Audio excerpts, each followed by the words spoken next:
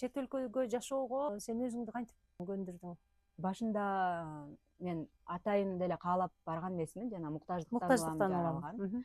Андан кийин ар бир жаңы өлкө мени жаңы уровеньге чыгарып атканын көргөндөн кийин менде кызыгуу пайда болду. Демек мен дагы башка жерлерди көрүш керек экенмин, башка маданиятты үйрөнүш керек экенмин, башка дагы дүйнө бар турбайбы деген нерсе пайда болгондо оңой эле ошол нерсеге үйрөнүп кетесиң. Мисалы мен Арабияга барганда аябай деле көп эме болгон жок. Кыйынчылык болбоду? Бат эле адаптация болуп кетти.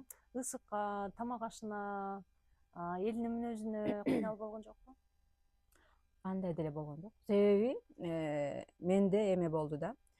Ошол жака биринчи жолу барып атам. Максимально ошол жактын плюс жактарын көргөнгө аракет кылдым. Эгерде мен фокусту минус жакка кое алган болсом, Анда чүнчүп ооба, кетмексиң. ысык, ой мен тилин билбейм, тамактары өтө эле мындай специлер экен деп наалый бере турган болсом, анда мен кайра эле келмек болушум керек.